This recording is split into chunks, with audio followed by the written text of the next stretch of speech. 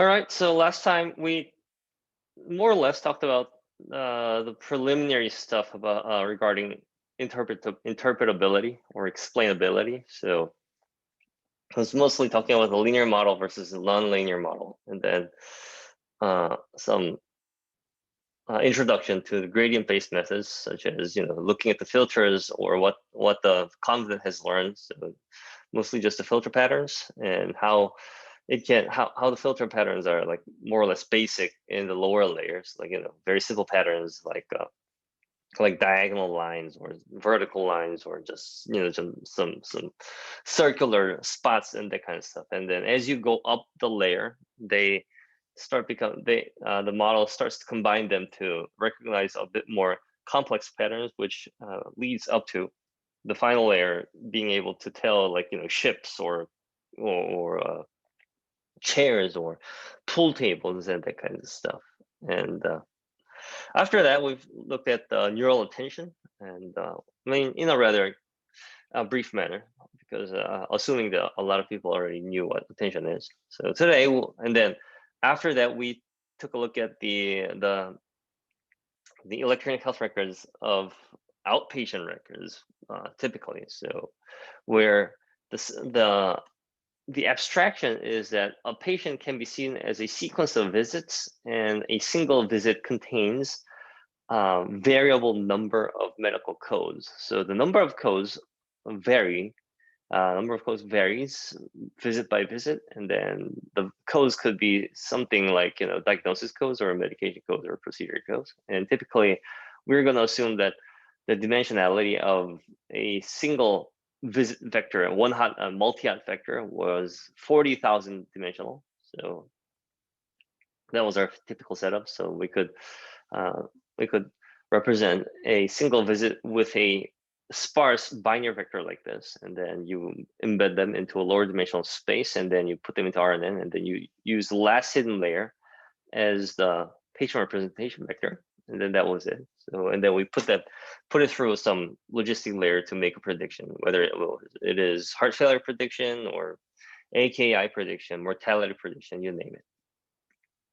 Right. So, and we also talked about how the attention is not actually a correlation. So correlation is that if a feature is positively correlated to the outcome, then it means that if that feature has a higher value, or if that feature is turned on, like activated, then your final outcome score, the prediction score would go up. And if something is negatively correlated, then it's the other way around. But the attention, as we talked about attention last time for like last 10 or 15 minutes, is not exactly correlation, because as some of you said, attentions are all positive values. So they are non-negative values, and then there's like complex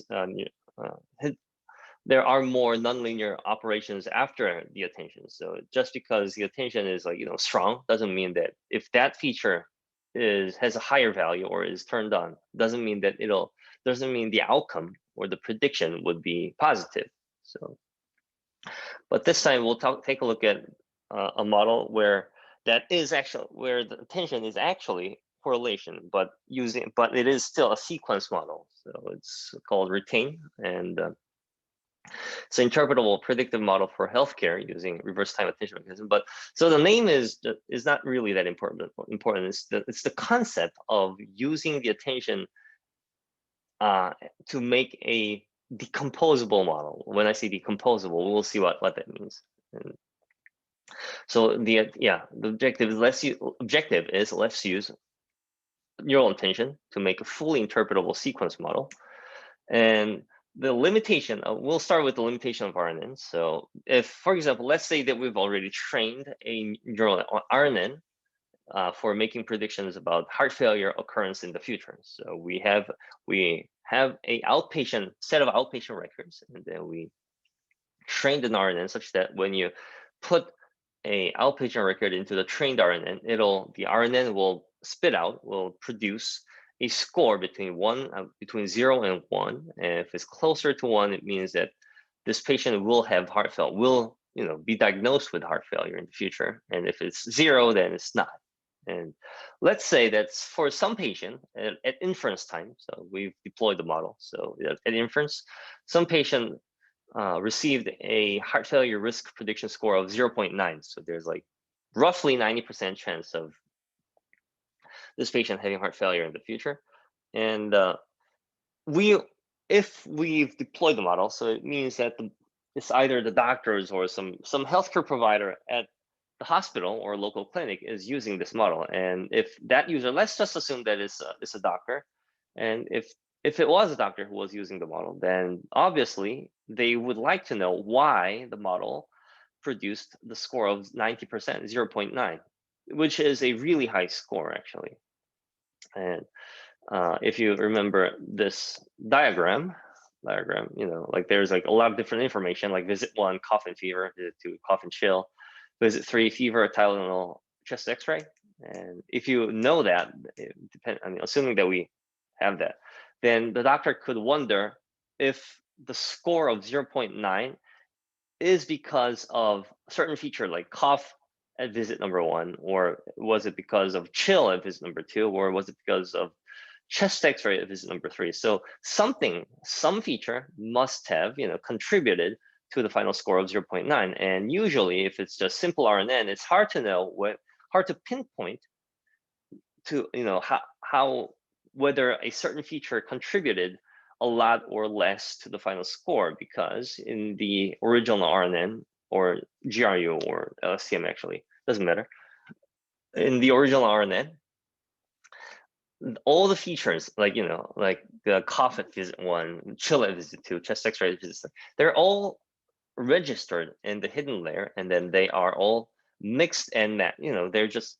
summed up and then put through a nonlinear layer, and then again summed up, and then weight summed up, and then put through a nonlinear layer, then again weight sum, then put through another nonlinear layer. It's just doing a for loop over a sequence of input, and then the hidden layer and the final input or the final patient representation vector that we're going to use to feed into the logistic regression layer or the prediction layer. Let's just call it prediction layer, like linear prediction layer, is this guy, is this hidden layer here, and all inputs accumulated here. So if we wanted to answer questions like this, then we would have to look at the values here in the last hidden layer, and then try to decompose that hidden layer value, whether it is 256 dimensional or 128 dimensional. You have to figure out each individual number or values in the dimension, and then try to answer this question, which would be more or less intractable. So there are some approximation methods, but here in this retained model, we're gonna modify the RNN structure so that the final score 0.9 can be decomposed into each time step, and then at each time step we're going to decompose it into each code in each time step. So let's just take a look at how we do it. So the motivation or the question that should be answered are twofold. So one is, there are a lot of it's a sequence of visits. So which visit contributes more to the final prediction? So among among like large T number of visits, something must be more important than the other. So that's the visit level question. Which visit is important? And the next question is, within a single visit, because this is a multi-label input per visit, which code contributes more to the prediction? Because out of all the codes that could occur in a single visit, something must have been more important than the other. So that's the code level interpretation or code level question. So we're going to use attention mechanism on the visit level and the code level. So visit level, which visit is more important, and which code is more important? Obviously, we would like to know among which visit the machine attended more, and within a single visit, which code the model attended more. So we're going to use two attention mechanisms, one for the visit level and the one for the code level. So the architecture would look like this.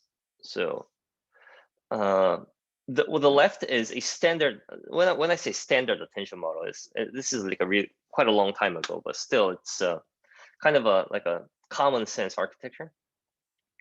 So the loop here.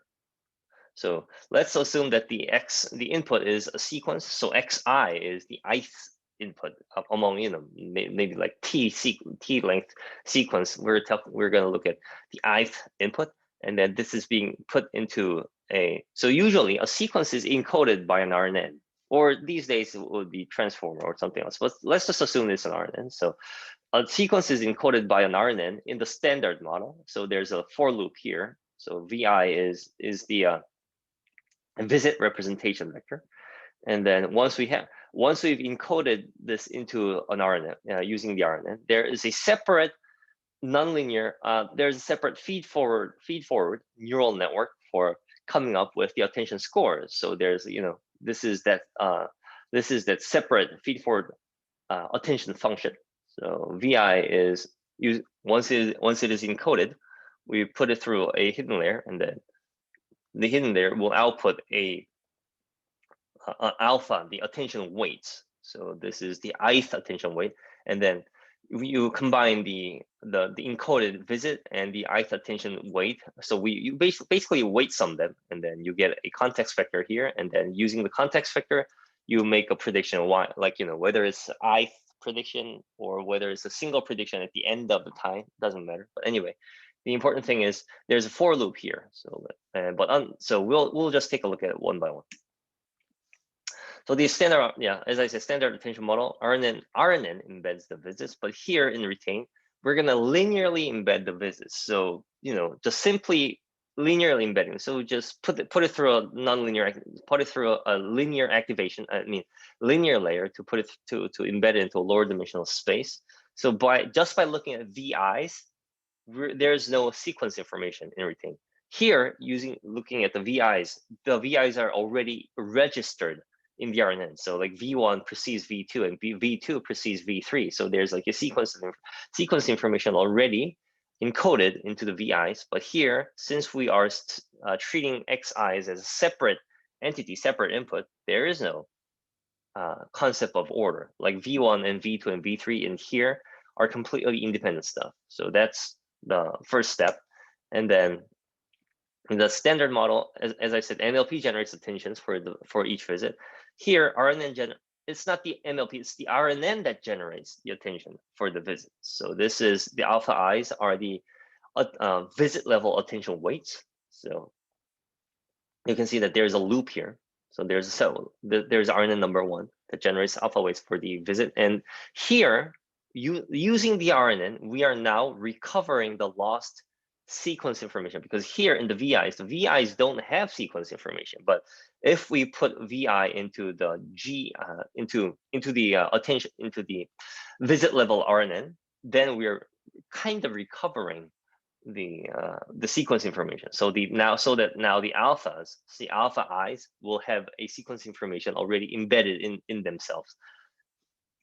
And because we have we need a code level attention as well. So there's visit level, there's code level. So there's a code level RNN separately. So another RNN generates attention for the code within each visit. So there's another RNN that generates attention weights for the multi-label codes per visit. So that's beta I. And then once you have the visit embeddings VI and alpha weights, the attention weights for the visit level, and the beta I, the code level attention for each visit, then you simply combine them, alpha times V, beta times V. You get a context vector, and then you make a prediction to the Y. So if you think about it, this prediction pathway from X to I. So X is the input, Y is the output. And if you look at the pathway here, there is a nonlinearity and the for loop here. So it's hard to interpret Y in terms of, or hard to decompose the Y in terms of X's, the inputs. But here you can see that everything is nonlinear. I mean, everything is linear. There is no loop. There is no nonlinear activation function. It's just simply weight sum, and that's it.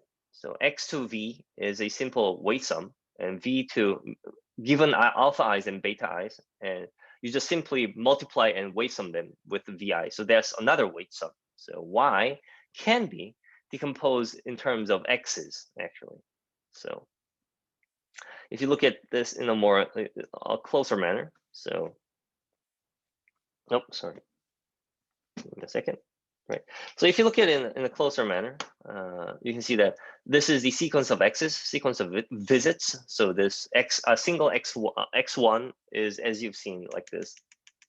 This is the x1, or something like this. So it's a sparse binary multi-label vector x1, and you have a lot of them. So x1 to xi, and then to start with embedding them, as I said, you just simply linearly embed them. So there's just embedding matrix E, and then you simply multiply them, and then you get a VI, which is, as I said, amount is equivalent to converting each code to a corresponding embedding vector and then summing them up. So this is what we're doing here in the first box. And then once you have the VIs, you put it through an RNN. So there's RNN alpha, meaning it's a visit level attention. So you put VI, once you have the VIs, V1, V2, all the way to VI, you put it through an RNN, and then you get a G1, G1 to all the way to GI, and then you simply do the softmix operation after that. So this is a rather straightforward stuff. So alpha I's are simple. Hopefully everybody understands what we're doing here.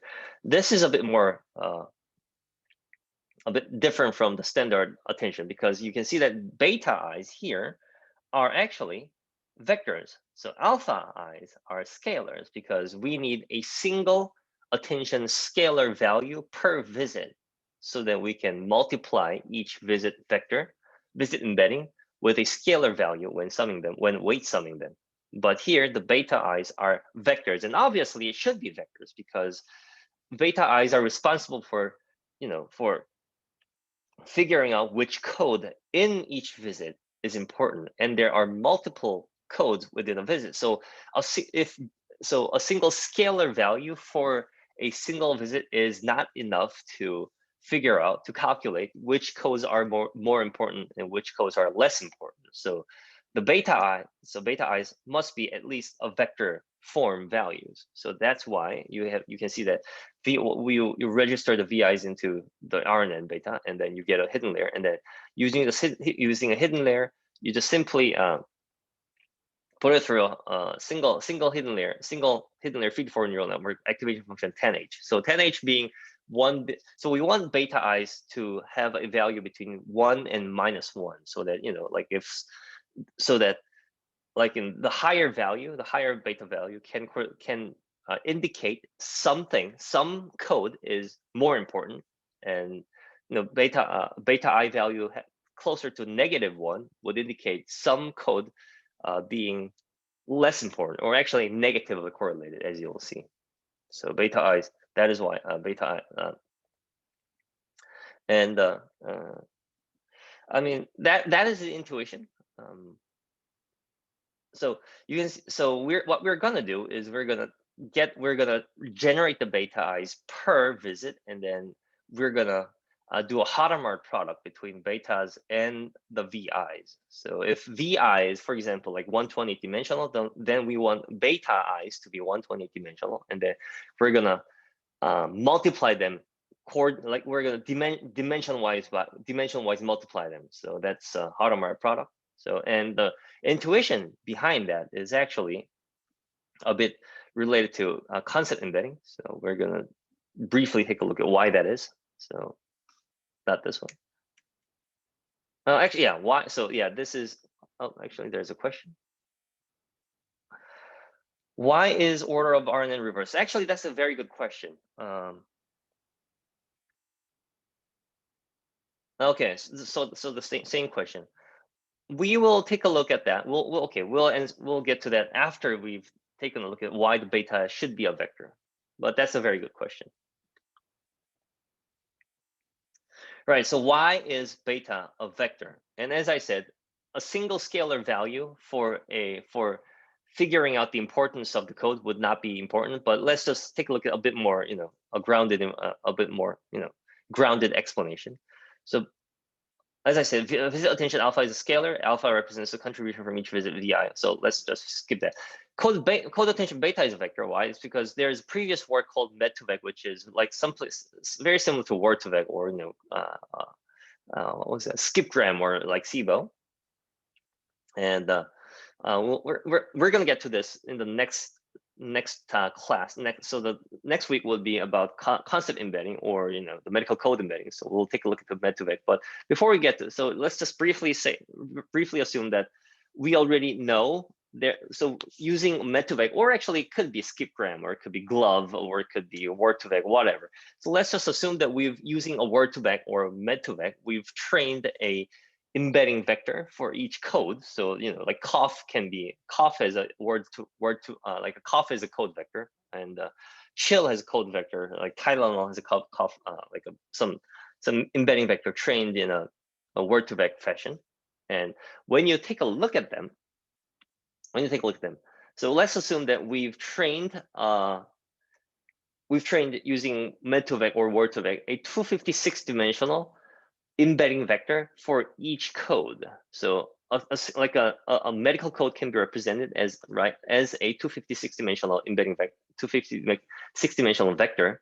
And when you actually study each dimension of the 256-dimensional vectors, and you rank each so let's say that we're taking a look at the dimension 112, so the coordinate 112, and we rank the codes, all the codes that we have so far, all the codes in the vocab. So like 40,000 dimension, we have 40,000 vocabs, like 10,000 diagnosis codes, 20,000 medication codes, and 10,000 procedure codes. So we rank all the codes based on which code has the highest value for coordinate or dimension 112.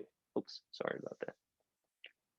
And you can do that for several different dimensions. And this is actually a borrowed result from Med2Vec. So interestingly, for example, a certain code, certain dimension like 112, if you rank all the 40,000 different medical codes for depending on their strength for 112th dimension, you can see that these are the prominent ones, the strong ones in this dimension. And it means that you can see everything is related to kidney replaced by transplant, SS disease without crisis, and heart replaced by transplant, RBC. So you can see these are all, some kind of like transplant, organ transplant related codes.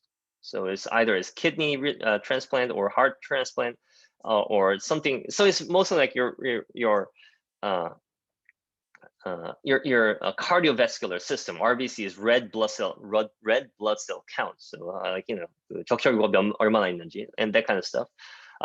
Sickle cell disease. This is sickle cell disease. This is typically known as disease prevalent in the Africa. 겸상적혈구병이죠.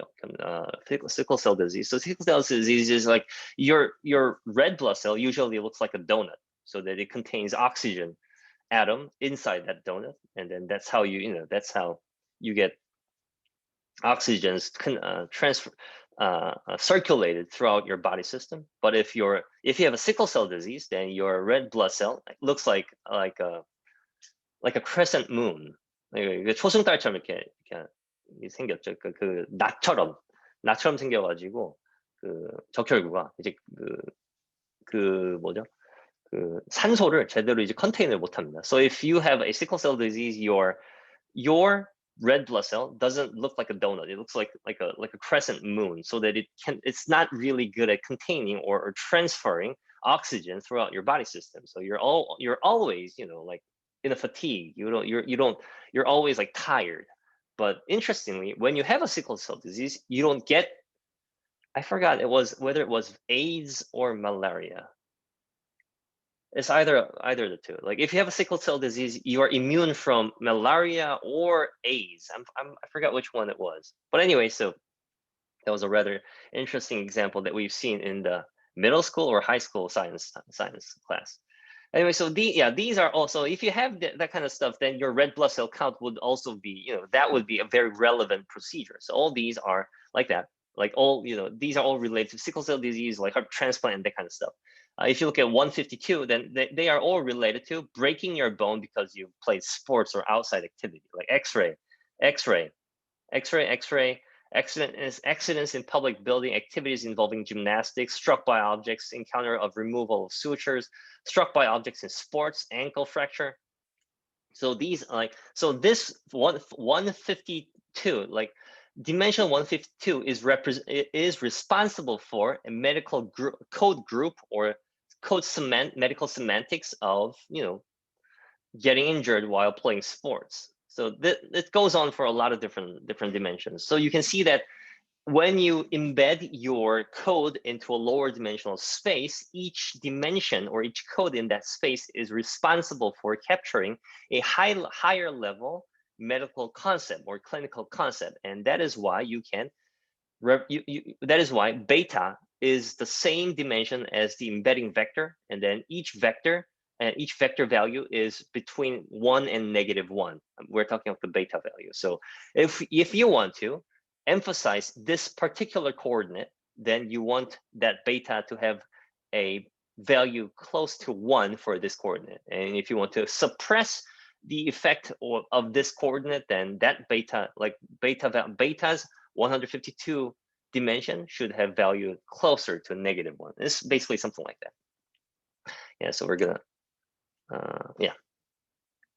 Right, so that's the intuition behind beta. And the reason for the reverse time attention is because it is also twofold. First of all, if you think about how doctors read your records, it is always in the reverse time. So when a doctor, if let's say you're consulting with the doctor, and the doctor are asking you questions or reading through your chart, and obviously the doctor would go from the most recent information back to the older, to the past. So it is a reverse time process. So that is why when generating the alpha weights and the beta weights, we want the RNNs to look at the information in a reverse order. So that was first of all, that was the intuition behind the reverse order. And second of all, more importantly, we later found out that if you put VIs in a in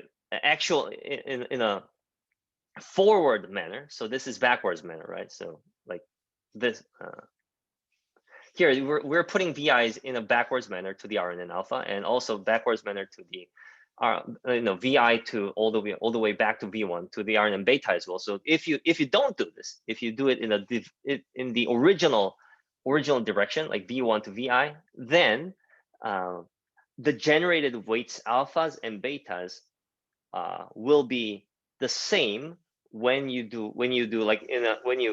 use the model in an autoregressive manner. So once you've trained the model retain, and then you freeze the weights, and then you deploy it into the actual in the hospital system, and we're making prediction at each time step. For example, let's just assume that at each visit, we're trying to predict whether this patient will have heart failure or not. So it's kind of like a sequence. It's a sequential prediction rather than putting all information and then just getting one context vector and making a prediction. We're gonna create context vector at every single time step. So there's C1, C2, C3, all the way to CI, and then we're predicting Y1, Y2, Y3, all the way to YI.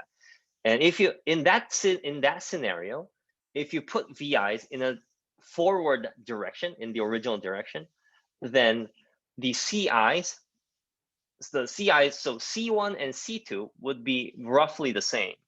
That because the alpha I's, and so in the first, let's say that we're putting first visit 1 into trained RNN, into the trained retain, and retain. This time as I said, we're putting the VIs into the RNN in the original direction. Let's just say we put V1, and then we obtain alpha 1 and beta 1, and we obtain C1, and then we do something with the C1 again. And then after that, we put X2, and then obtain V2, and then we have V1 and V2 now. So we have V1, V2, and we put V1 and V2 into the RNN alpha and RNN beta, and we would get alpha 1 and alpha 2, beta 1 and beta 2. But in that case, alpha 1 and beta 1 would not change, if you think about it. So the strength of alpha 1 and strength of beta 1 would not change, even if we put two visits this time.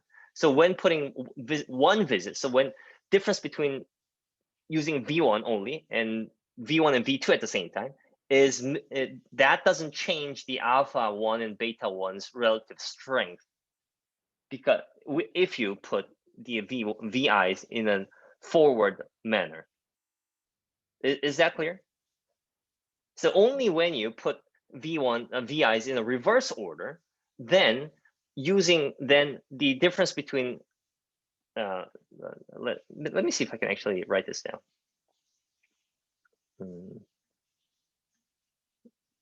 Okay, clear. So there's so this is time step 1. Time step 1. We at time step 1, which is we only have V1, and we have here the alpha 1 and beta 1. At time step 2, we would put V1 and V2 in a forward direction. So this in the original direction, and we would have alpha 1. Actually, we should have beta 1 here, and alpha 2 and beta 2. What I'm saying is that let's see if I can change the color. Right. Okay. So what I'm saying is that this value and this value would be the same. I mean, it wouldn't be the same because alphas are normalized using the softmax function, but at least this guy and this guy would be exactly the same because there's a normalization. So for alpha 1, and so this guy and this guy would be relatively the same, because if you remove the softmax thing, then before the softmax, actually let me, where's my, interesting, I lost my, oh, here it is. Okay, so right, so before the softmax we have the E values, right? So E value, of course, so E1 here and E1 here would be exactly the same if you put V's in a forward direction. And obviously, since betas don't have any normalizers like softmax, the beta 1 here and beta 1 here would be exactly the same. But so that would actually decrease the dynamism of the model. So we wanted to avoid that. So I mean, this goes actually. So let's just do one more example. And if you have at T3, we would have V1, V2. I mean, sorry, V2 and V3 put through the RNN alpha and RNN beta, and we would have corresponding alpha 1, alpha 1, beta 1 here, alpha 2, beta 2, and alpha 3 and beta 3. And as I said, again, beta 1 here, beta 1 here, and beta 1 here would not change. And alpha E1 here, E1 here, and E1 here wouldn't change. And actually, beta 2 and beta 2 here wouldn't change. So they're all more or less fixed. Even if you add new information, like we've added new information. Where's my?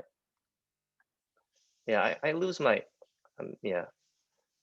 So yeah, even if you add new information V3 after T equals 2, at T equals 3, we're adding new information V3, but that still doesn't change a lot of information. Like alpha 1, I mean, E1, E2 don't change, beta 1, beta 2 don't change. So we wanted to avoid that. So actually, where's my, yeah, I can't see where my mouse is. All right, here it is. So we want to change that. So if you put it in a reverse manner, like we put at T equals 1, we put V1, but at T equals 2, we put V2 V1 instead of V1 V2, V2 V1. If you do that, then the alpha 1 and beta 1 would change. So we want to obtain some dynamic results like that. So that's the reason behind putting V1 in a reverse manner and VIs in a reverse manner. G와 so question from 유도훈, G와 H을 같은 방향으로 학습시키지 않으면 해당 문제는 안 생기는 건가요? 아니죠. 그러니까 이제 R는 알파랑 R는 베타가 둘 다 거꾸로 가야 돼요. 그래야지 둘 다 다이내믹한 리설트를 얻을 수가 있습니다. 그러니까 얘랑 예를 들어서 얘는 정방향을 넣고 얘는 역방향을 넣는다 그러면은 R는 알파는 여전히 똑같은 그 비율로 계속해서 생성이 될 거예요. 네.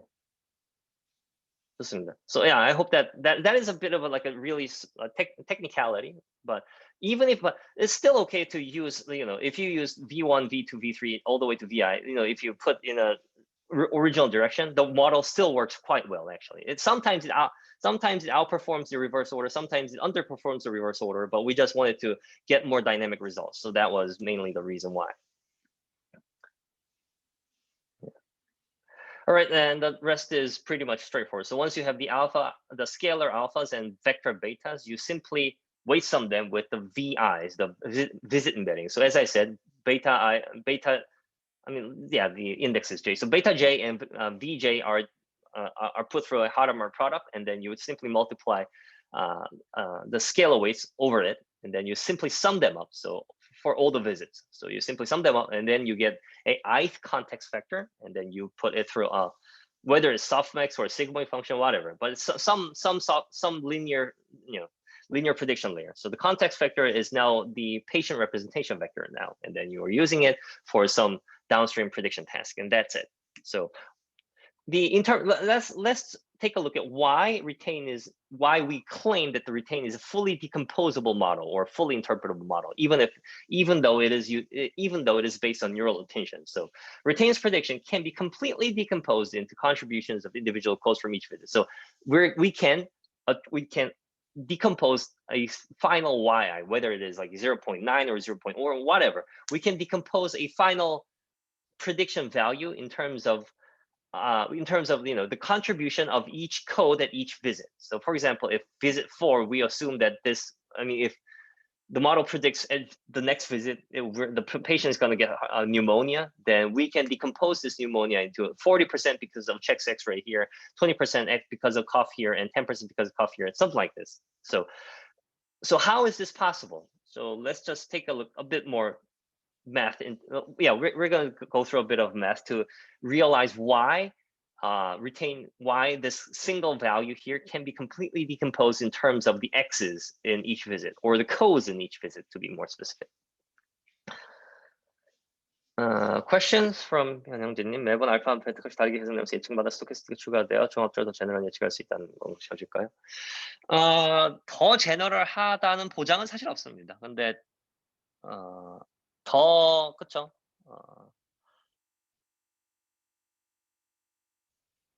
그러니까 새로운 정보를 넣을 때마다 더 다양한 베타랑 알파 값들이 나오기 때문에 그게 더 성능에 도움이 될 것이다라고 생각을 하는 거니까 어떻게 보면 더 제너럴한 예측이라고 볼 수도 있겠네요. 네, 뭐 아주 똑같은 하이 레벨로 보면 비슷한 의미라고 볼 수도 있을 것 같습니다.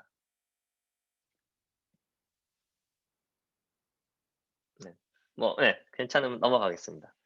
All right, so calculating the contribution. So we start with, we're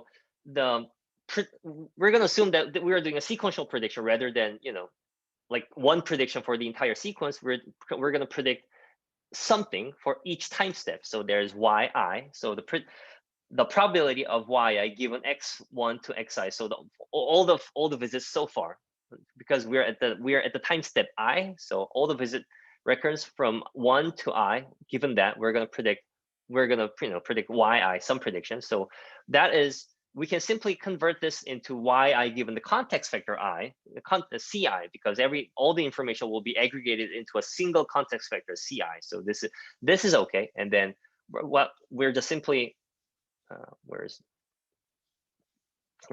gonna copy paste this guy into this guy. So pyi given ci is equal to softmax of wci plus b. So this is okay. And then we can actually, the ci, because we can replace ci with this guy, because this is borrowed from here, number 4. So we simply borrow we replace ci with this guy. So ci is now this guy. So that's okay. And then we are going to replace vj with exj, because as I said, vj, a single visit embedding, is simply just a linear embedding of the multi-hot vector of multi-hot more multi-odd sparse binary vector xi. So and we multiply that with embedding matrix E. So vi, so vj can be represented as a exj. So that's okay, right? So that's also okay, hopefully. And as I said, exj is what? Exj is simply is converting each active feature like cough, fever, Tylenol, IV fluid like this. If xj is like this, and then if xj is like this, then we have active features, cough, fever, Tylenol, IV fluid. We have 4 active features. So the embedding matrix here, we select 4 corresponding embedding vectors and simply summing them up. That was what exj was. So we can actually replace exj with this guy. So xjk is the active is the 0, 1 indicator for the kth code in jth physics. So for example, J is the visit, or it's the time index, and K is like this is K equals 1, K equals 2, K equals 3, K equals 4, K equals 5. So K indicates each dimension in the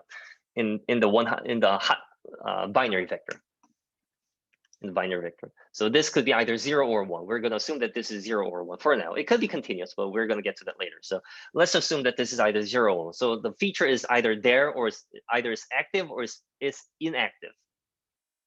And this notation here, E colon comma K is the NumPy, or is the MATLAB notation for kth column of the E matrix.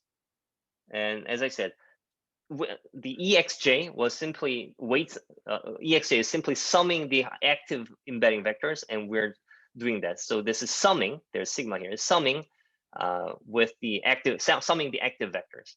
So this is fine also, right? This is fine. And then you can actually, so W and alphas and betas are irrelevant to the K index here. It doesn't have anything to do with K index. So we can actually put and also actually W is also irrelevant to the index J here. So we can put everything, we can put these two inside this loop and this guy inside this loop. So we're just assuming sigma is a loop. So we can put these 1, 2, 3 inside this guy, and then we can obtain this notation here, right? So and again, xjk and alpha j, they are actually scalar values, so we can put them out in the front. So xjk is either 0 or 1, and alpha j is obviously a scalar value representing the attention weights for each j, and so we can put them out at the front. And then we're just reordering the terms inside. So we can reorder such that there's the W, which is a softmax weight. W comes after that, and then we have the Hadamard product between beta and the E here, beta and E. There's a Hadamard product here. So we have Hadamard product here. So okay, so if you look at the final equation here, you can see all the loops or all the sigmas are in the front. So we have, this is a double loop actually, because there's a loop over the time, which is the J. So t equals 1, t equals 2. So this is that time loop, and this is the feature loop. So each feature, we have 40,000 features, right? So there's a loop over the features. So this is exactly the visit level loop, and this is the code level loop. And then everything inside is just, everything inside is just everything inside. So a loop over visit, loop over the code within visit. And then here, since this is a indicator value 0 or 1, this is actually the contribution coefficient. If this is 1, then that feature, whether it's cough or Tylenol or chill or whatever, if some feature is 1, then that feature has this coefficient multiplied or contributing to the final Y here. So this is the contribution coefficient. So simply we can see that Py given X's is a sum of contributions over the double loop put through a softmax, which is the final, or it could be a sigmoid. Anyway, yeah, you want to sorry, you want to compress this value into a probability value. So you have the softmax or sigmoid operator at the end, right? So hopefully this is pretty clear. And you can actually, it's okay if X is actually a continuous value. So if it's like -1 or +2 or or 100, doesn't matter. It just means that you have that weight summed, that much strong contribution coefficient contributed to the final prediction score. So whether it's 0 or whether it's binary, whether it's continuous, doesn't matter. Right. So So simply a W. So omega, which is the contribution of a single value. So kth value, kth feature at jth time step. That feature's contribution towards the yi is equal to simply this contribution coefficient and input value contribute. So if you can calculate this using a fully trained retain model, then you know the contribution of this guy. So that is why we say that the retain model is fully decomposable. It is essentially, the essence is that you can put everything, all the weights and all the attention strength and all that inside the double loop, because we started with the loops here, but we put because of the linearity, the linear nature of retain, everything could be put inside here in the double loop. So that's the essence of the interpretability. Any questions so far?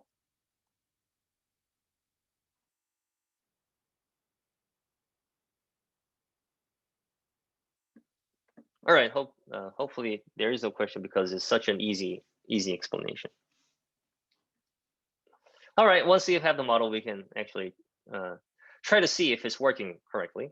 So we're doing the heart failure prediction, as I said, and the objective is, given a patient record, predict whether he or she will be diagnosed with heart failure in the future. And the patient records were given from the start. So this is actually a project that I've done during my PhD. So I was doing an internship at a company, healthcare company called Sutter Health, which is a California-based healthcare network. So there's in the United States, healthcare network is like each clinic, like local clinics, like a 동네 병원, each clinic is a member of a healthcare network such as Sutter Health. So if you go to that clinic, then you are a client of Sutter Health. So Sutter Health Sutter Health has a contract with a lot of maybe like hundreds or thousands of local clinics. So it has a lot of information, like patient records collected inside the central servers, and they gave me about 33,000 patient records for heart failure prediction project. And among the 33,000 patients, about 4,000 of them were actual heart failure patients. They were the cases, and the rest of them are controls. 그러니까 비교 대조군이죠.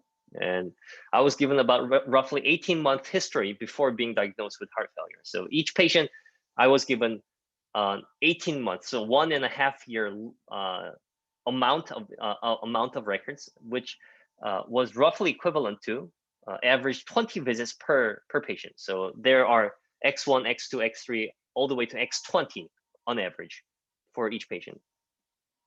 And I said 40,000 feature codes or medical codes. Instead of using the entire 40,000, I grouped them into 615 abstract concepts. So what I did is something like, like diabetes type 1 and diabetes type 2, they can all be mapped to just diabetes. 그러니까 이제 1형 당뇨, 2형 당뇨는 다 그냥 당뇨로 퉁치고 뭐 이런 짓을 해가지고 이제 그 아주 그 fine grain granular한 피처들을 그 몇백 개를 줄인 거예요. 4만 개의 피처를 이제 615개로 줄였습니다. So there are about 300 diagnosis codes, about 100 medication codes, and 250 procedure codes, total amounting up to 615 medical codes.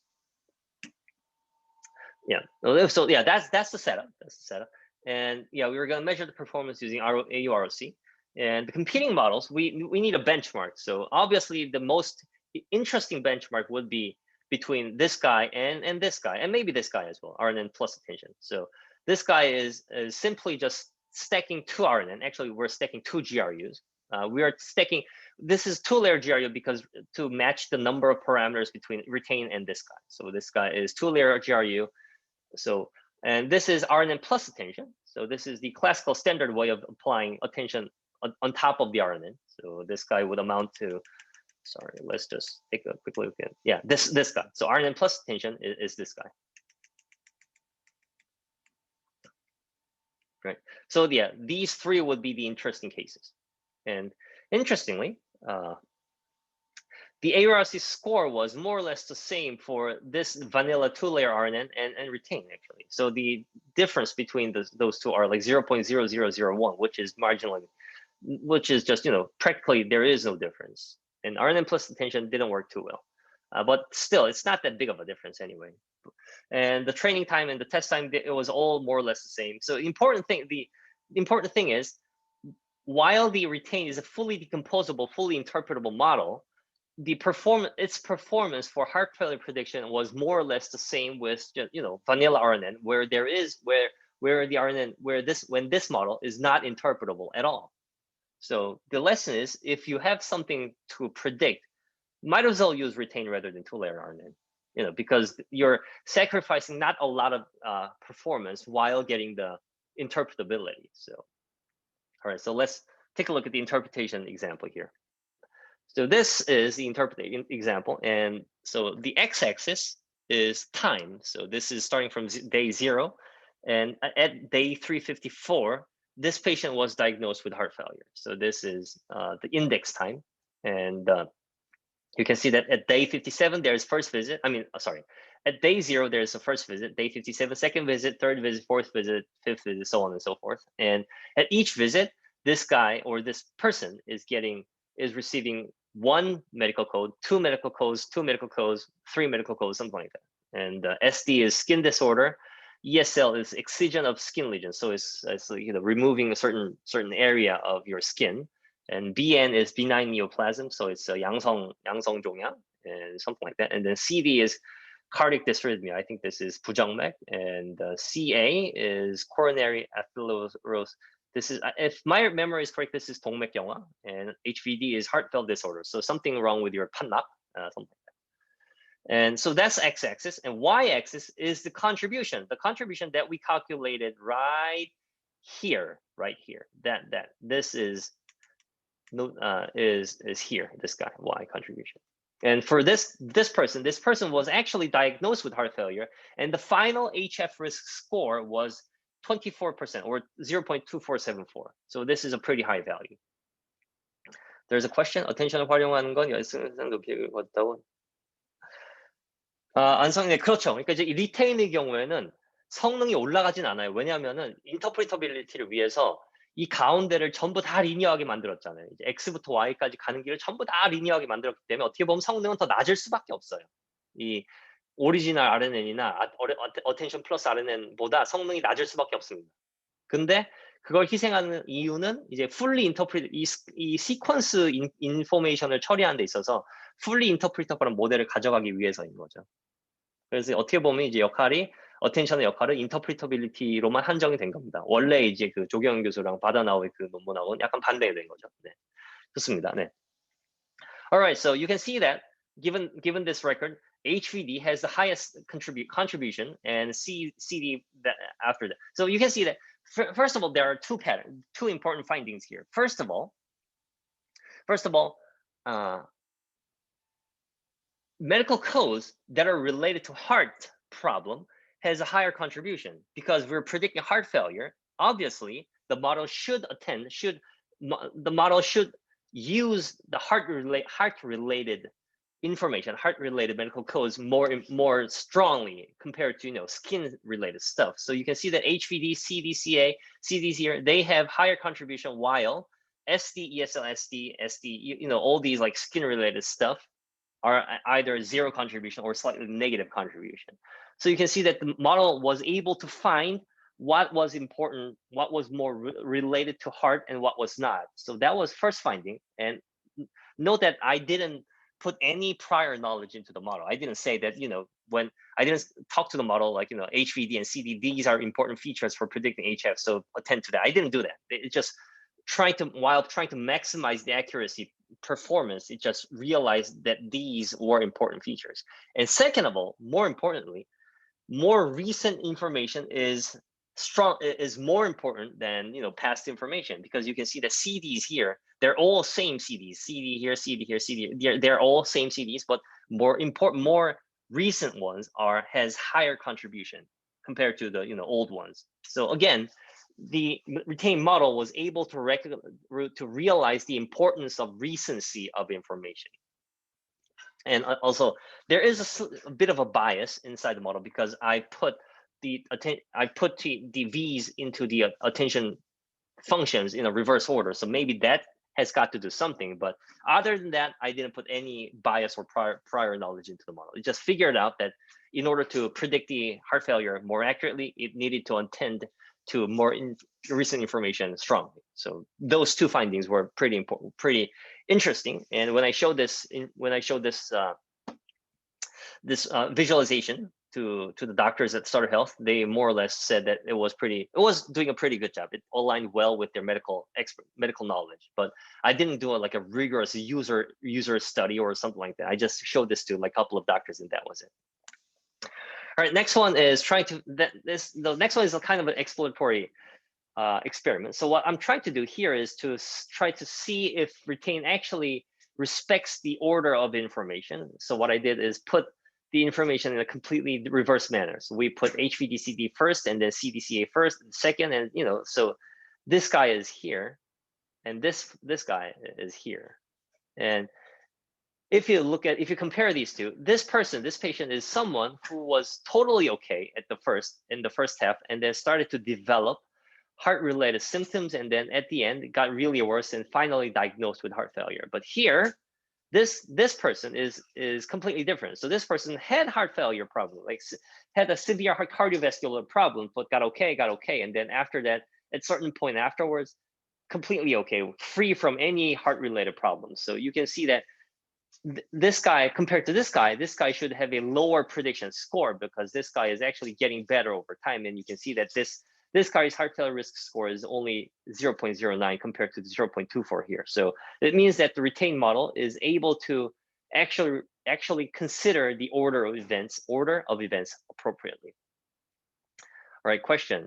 분석된 증상 처치에 대한 웨이트가 인터프리터블하지 않는 모델에서 웨이트 값과 같을 거라고 예측할 수 있을까요? 인터프리터블하지 않은 모델에서 웨이트 값은 사실 그 웨이트 값만으로는 코릴레이션을 알 수가 없습니다. 일단. 왜냐면 이제 만약 RNN을 쓴다면은, 만약에 이제 우리가 뭐 로지스틱 리그레션 같은 걸 써가지고 하트 페일리어 프리딕션을 한다 그러면은, 그때는 이제 이 증상 처치 각 코드에 대한 코에피션트를 뭐 찾아볼 수가 스터디할 수가 있겠죠. 로지스틱 리그레션은 굉장히 간단한 모델이니까. 근데 만약에 그냥 생 RNN을 가지고 학습을 한 다음에 이제 SD랑 뭐 이런 코드들이 어떻게 코릴레이션을 갖고 있냐, 웨이 아웃풋과 알 수가 없습니다. 그거는 왜냐면 다 섞여 버리기 때문에 그 히든 레이어 안에서. 그래서 뭐 바로 알기가 쉽지가 않겠죠. 근데 그 말씀하신 대로 여기서 배운 컨트리뷰션 스코어들을 로지스틱 리그레션의 코에피션트들이랑 비교해 보는 거는 재밌을 것 같아요. 근데 이제 하나 다른 거는 로지스틱 리그레션의 코에피션트들은 글로벌 코에피션트예요. 이제 환자마다 다 똑같은 코에피션트를 씁니다. 그러니까 환자별로 다른 컨트리뷰션을 가지지 않아요. 피처별로. 근데 여기서는 내가 넣는 순서랑 내가 넣는 뭐 시점이랑 이런 것들에 따라서 컨트리뷰션이 계속 바뀌기 때문에 환자별로 다 다른 컨트리뷰션을 갖게 됩니다. 피처들이. 그래서 사실 이건 어떻게 보면 이제 페이션트 그 퍼스널라이즈드 컨트리뷰션이 나오고, 로지스틱 리그레션은 이제 아예 글로벌 컨트리뷰션이 나온다고 볼 수가 있겠죠. 그래서 그것도 이제 뭐 1:1 비교는 쉽지가 않을 것 같습니다. 이제 네, 좋습니다. All right, so the next one is a bit more fun experiment. So what I did was, when the patient started to receive heart-related codes, so starting from day 219, we added two medication codes, which are AA and AC, antiarrhythmic medication, 그 부정맥약이랑 anticoagulant medication. 이건 아마 혈전제거나 뭐 하여튼 뭐 그런 거일 거예요. 어쨌든 둘 다 이 심장병이 있는 사람들한테 이제 자주 들어간 약입니다. AA랑 AC가. So what we did is we put these two heart treatments medications starting from day 219. So here there are two codes here, two codes here, two codes here, here, and we wanted to see if this would actually drop or decrease the heart failure risk, and it actually does. They actually do. So you can see that if we start adding these medication codes all the way, then you can see that heart failure risk score decreases from 2474 to 2165. So it's a bit of a fun experiment. It doesn't mean that this doesn't mean that this doesn't mean that prescribing AA and AC would decrease the heart failure risk. That is not it. This is a correlation model. This is not a causal model. So you should not when you look at this example, you should not conclude that AA and AC decrease the heart failure risk. That is not the case. It just means that AA and AC have negative correlation with the outcome being heart failure risk. So that's it. That's simply it. It's just that a lot of people who didn't develop heart failure was treated with AA and AC. So that is why they have negative correlation with the outcome. So you should never try to learn new knowledge based on correlation models such as this. So that's an important lesson. All right, any question here? No. All right. Actually, yeah, I have like an active visualization, like a video of retain working. So actually, we can take a look at that. Give me a second.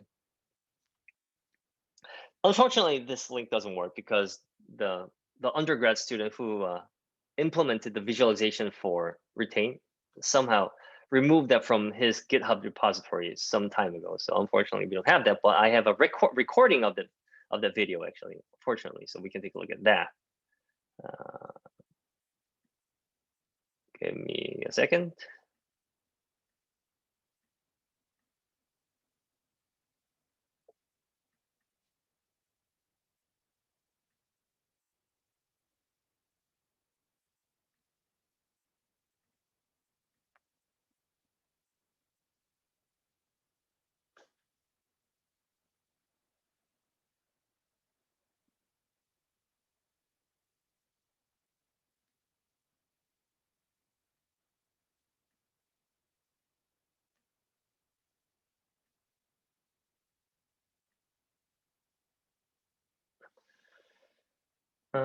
Yeah, I'm sorry. I'm looking for the video at the right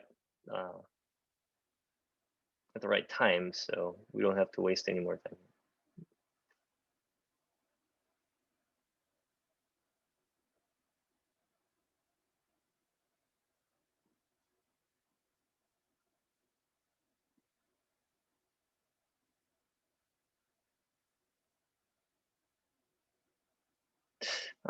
That is weird. I'm sorry.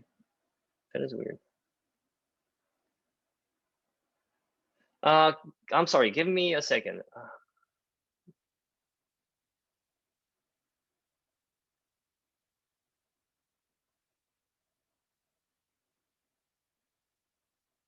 Oh, okay. I found the right ones. Sorry.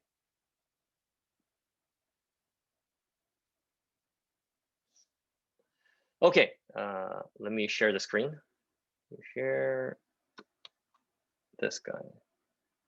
All right. So this is a very simple, like crude visualization. But what we're about to see here is okay, the setup is the same. X-axis is the time, Y-axis is the contribution, and here this vertical line indicates the time at which patient was diagnosed with heart failure, and this patient received a score of 0.34, and so it's a different patient. And you can see a lot of like dot clusters here, which represent a single visit, and you can see what we're gonna do is actually try to put one visit at a time to retain and see if it actually recognizes the visit information correctly, and then adjust the risk score accordingly. And along the way, obviously along the way, adjust the contribution score accordingly. So you start putting first visit, second visit, and third visit. You can see that the risk score is changing dynamically, 26, 34, 23, and the contributions are also changing. Like, as you move forward, the past information, the impact of the contribution of the past information is actually being suppressed or decreased over time. And now, and then new information is given more weights, and then again, down weighted after that. And you can see the cardiomyopathy. I'm not really sure what cardiomyopathy is in Korean, but it's a heart cardiovascular symptom disease. And it has, you can see that they have a relatively higher rank contribution compared to the others. Right. So finally, we arrive at the final score 34 here. And you can see that cardiomyopathy of the most recent cardiomyopathy disease code has the highest contribution, and the next one is right here, and the next one is right here. And the really far, like ones that occurred like about a year and a half ago, like here, these are more or less irrelevant. Their contributions don't really matter that much. But starting from here, maybe it's so. So all these contributions, little or big, they're summed up towards making the context vector Ci, and then you simply sum of all these contribution scores and put through a softmax or sigmoid operator is actually the risk score 34. So that is simply the decomposition of the y score Y in terms of all the codes that we see here. All right, so yeah, that's the that was a visualization. And we'll move back to this one here. Right. Any question regarding the visualization?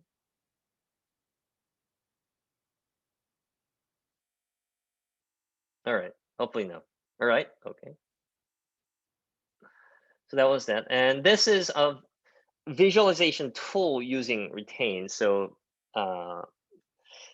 this was done back in 2018. So I'm not sure if we can.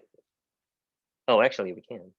So we're just looking at a couple of examples. So here, what we're seeing here is, so this is a visualization tool so it was back in 2018, and this was a collaboration between myself and a researcher at IBM, and actually Professor 재걸 Chu, 주재걸 교수님하고도, 주재걸 교수님이 이제 고대에 계실 때, 저는 이제 아직 조지아텍에 있을 때, 주 교수님 고대에 계실 때, 저와 이제 주 교수님과 주 교수님 학생들과 그다음에 IBM에 계신 그 리서처 한 분, 권 박사님하고 이제 같이 만나가지고 같이 모여서 이제 비주얼레이션 툴을 만들면 어떻겠느냐, 이 리테인을 이제 의사 선생님들이 좀 더 쓰기 좋게 만드는 어떤 비주얼레이션 툴을 한번 만들어보자 해서 이제 같이 했던 프로젝트입니다. So this is a visualization tool catered towards trying to make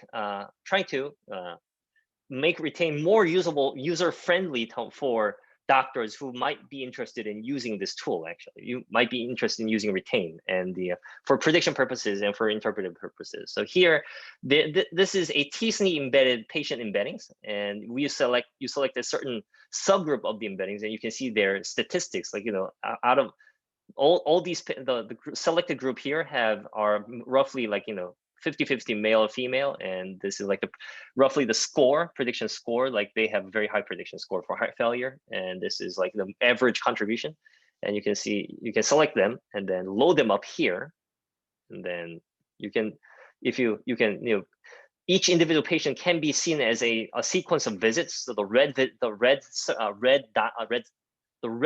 the square is, it means the more contribution is given from this visit. So like some patient has a lot of visits, some people have like very sparse visits.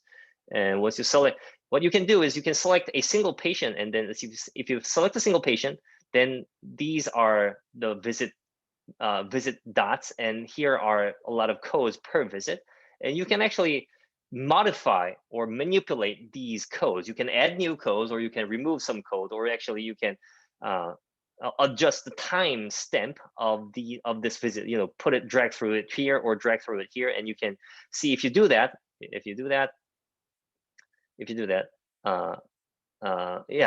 their contribution for each code will change. Like originally this code was here, but if you change, like if you add new codes, or if you drag the visits across the time axis, there will be like slight increase or decrease of the contribution. So that was the visualization tool for Retain. It was named Retain Viz. So that was also some time ago. All right, moving on. So all right, I think due to the time constraint, we'll get to the model agnostic approach maybe next week, and then continue after that with the concept embeddings. So yeah, the lesson of Retain is that if you carefully design your model with the attention, with the attention outside the model, the prediction pathway, like if you remember the diagram of the Retain, everything from X to Y is linear, and all the non-linear components were put outside put outside the pathway, like the RNNs and all that, were used for were used for generating the coefficients and nothing else. So it's like logistic regression for sequence model, where where the coefficients are generated by the RNN attention functions. So if you're careful with your model design, you can obtain a fully decomposable, fully interpretable model without sacrificing too much accuracy, too much, prediction performance. But there is a sacrifice. So that should be actually be noted. So here we were lucky that the prediction the performance, we didn't sacrifice too much prediction performance here. But for other tasks that are more complex, because heart failure prediction is simply a binary prediction test at the end of the time. So you put all the patient recordings into the retain, and you obtain a single context vector, and then you make a binary prediction. So it's like mechanically, it's a rather simple prediction. So maybe that's why we don't see a lot of sacrifice. But if you do a bit more complex stuff, then you do start seeing a bit of a difference between this model and this model. But that was in the supplementary of the retained paper. But still, it wasn't that much of a big difference. So it is a sacrifice worth making if you can obtain a fully interpretable model. So that's the essence of retain. And starting from next week, we'll take a look at the model agnostic approaches, the Shapley values, the line, and its variance as well. So, all right. If there are no more questions, we'll have the class. We'll end the class today and see you guys next week. By the way, yeah, please try to submit your projects to KLMS by tonight. And if you didn't do homework, just simply submit something according to the file structure. Even like empty files are okay. That alone will give you 5 points. So if you don't intend to do the projects, that's fine. Just submit empty files. Right. Yeah. So if there are no questions, yeah, see you guys next week. I mean, have a good weekend, and I'll see you guys next Tuesday. Bye-bye.